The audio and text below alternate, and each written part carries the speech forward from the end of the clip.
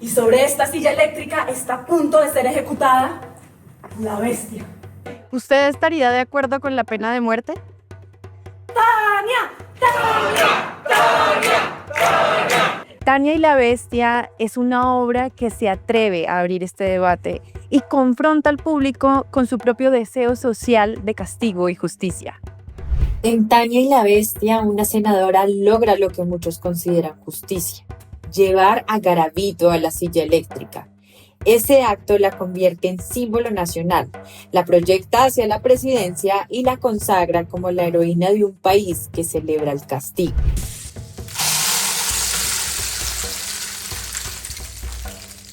¿Qué los lleva a ustedes a imaginar un mundo, o bueno, una Colombia, en donde la pena de muerte es aprobada? Nos ha parecido interesante pensarnos desde varios lugares y una de esas era repensando el pasado. No es la primera vez que lo hacemos, esta estructura como de ucronía y viendo ejemplos como sí, Tarantino con Hitler, como preguntamos por nuestras bestias y era como uy, ¿qué hubiera pasado? El teatro es como para hacer hipótesis, entonces era como ¿qué pasaría si se hubiera aprobado la pena de muerte? ¿Será que la persona que lo logró la ayudaría para los votos? Además cogimos una pregunta que estaba en el aire pero que nadie hacía como formalmente. Todo el mundo decía como, qué lástima que Garavito se hubiera muerto de pena de muerte natural. Ese hombre debió pagar tal cosa. De hecho, Garavito desató el debate sobre la pena de muerte o no, que finalmente no terminó siendo aprobada, pero sí creíamos que había un deseo tácito ahí de la población de que Garavito... Y a justiciar. De ajusticiar. Entonces, pues la obra lo que plantea es, bueno, sí queríamos esto, sí es lo que queremos, o sea, con Garavito y la pena de muerte se soluciona otros problemillas. Pero el verdadero dilema no está en la política, sino en lo personal. Tania muy pronto descubre que hay otra bestia, y esa bestia habita en su propia familia. De pronto todo su mundo se tambalea. La certeza moral que tenía frente al crimen se enfrenta a la realidad de sus afectos y su propia conciencia. ¿Quién es Tania para ustedes? ¿Es una víctima? ¿Es un espejo social? ¿Es humana? Tania es una madre, es una mujer que está aprendiendo a ser madre, es una mujer que sabe ser candidata y que sabe ser política, que en varias de sus aristas está mucho más evolucionada en unas que otras. O sea, es una gran política, es una gran senadora y es una madre, es un aprendiz de madre. Tania creo que ante todo es una mamá y creo que desde ahí empecé a encontrar su humanidad, como anclarla mucho a una mujer que ama mucho a su hijo, que si bien no siempre lo ha hecho bien y la ha embarrado como mamá, como es natural, ama profundamente a su hijo. Y también encontré su humanidad desde ese deseo de cumplir sus sueños profesionales, un deseo muy genuino de ser presidenta, que digamos para mí yo lo traducía, es como mi sueño de ser actriz y de vivir de la actuación, que es algo que pues realmente llevo deseando mucho pues, desde chiquita. La obra se convierte entonces en un thriller psicológico donde la justicia y la culpa se mezclan y donde cada decisión está teñida de un conflicto ético que no tiene respuestas fáciles. Y es que hablar de justicia en realidad es muy fácil cuando se habla del otro, pero no es igual de fácil cuando se trata de uno mismo.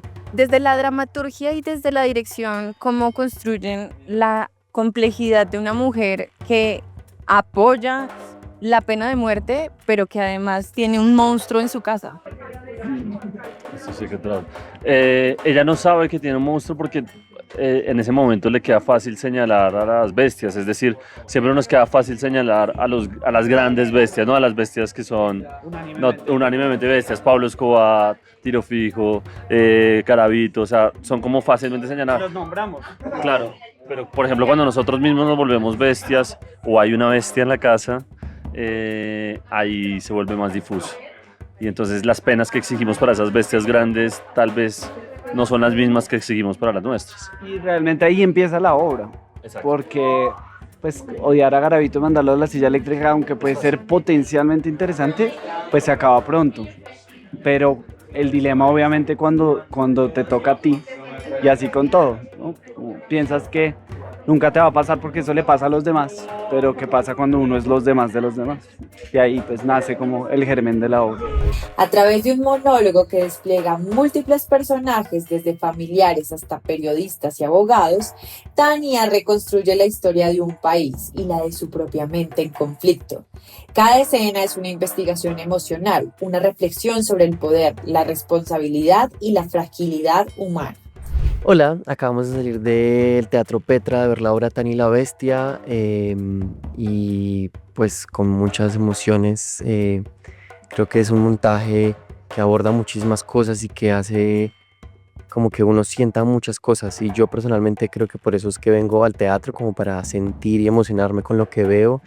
Creo que definitivamente es un montaje que hace y que logra eso, así que les recomiendo que vengan, que la vean. Va a estar en el Teatro Petra todo este mes, así que no se la pierdan. En el teatro nos vemos. Me parece que es un texto muy novedoso que nos pone en unos debates morales y éticos bien interesantes y que vale la pena analizar y reflexionar. También creo que tiene una actriz muy contundente que hace un trabajo muy poderoso en términos de su interpretación, así que pienso que vale mucho la pena ver esta obra. Y no quisiera pues como ahondar un poco en los temas porque pues me parece que puedo hacer como un spoiler y no queremos hacer spoiler, queremos que vengan a verla. ¿Qué te gustaría que el público se pregunte o se cuestione cuando vea la obra? ¿Qué hubieran hecho ustedes en el lugar de Tania? Creo que siempre, y con el maravilloso trabajo que hacen los dramaturgos, era eso, como si la gente sale pensando eso, habremos ganado, por lo menos preguntándoselo. Puede que uno no tenga respuesta, ¿no? Habrías llamado a la policía y lo entregas y ya, le das tú una justicia por mano propia, haces de cuenta que nada. ¿Qué? O sea, ¿qué haces tú? Eso, y también un violador nace o se hace. ¿Cuáles son los ingredientes que tienen que existir para que una persona haga una atrocidad así? Cuando no estamos hablando de Garavito, ¿sabes? Porque está el psicópata, asesino en serie, violador en serie, y luego hay muchas personas que no llegan a ese nivel de psicopatía, simplemente son personas normales que, si mezclaste los ingredientes correctos, se convirtieron en un monstruo. Y hay muchos en esta sociedad. Entonces, sí, como nace o se hace, ¿qué hubieras hecho tú en el lugar de Tania? No, realmente la obra a mí me sorprendió mucho porque tiene que ver pues con una historia muy dramática que representó en su momento Garavito, que fue un señor que realmente afectó a muchos niños, terminó en la cárcel, pero realmente la obra no es tanto de eso. La obra es una obra que le llega a uno, le impacta mucho por cómo está escrita, porque realmente lo que plantea es que todos en algún momento hemos tenido algo de Garavito, y que eso que pasa aparentemente en la vida de Garavito aparece en muchas historias de vida de muchos colombianos, porque en el fondo la violencia real de este país tiene que ver con esa violencia, la violencia doméstica, y esa falta de entender que eso es un hecho real, ¿no? Tania y la Bestia no solo cuenta una historia sobre castigo, sino sobre la dualidad moral de todos nosotros. ¿Hasta dónde llegaríamos por justicia y qué estaríamos dispuestos a sacrificar cuando esa justicia toca lo más cercano y amado? Porque Tania y la Bestia no es solo una historia sobre castigo, es una historia sobre responsabilidad, memoria y la delgada línea entre lo que defendemos en público y lo que ocultamos en privado. Una obra donde el país, la moral y la protagonista se van desmoronando al mismo tiempo. Y tú, como espectador, terminas preguntándote qué habrías hecho en su lugar. María Fernanda Sierra, Minuto 60, un infinito de información.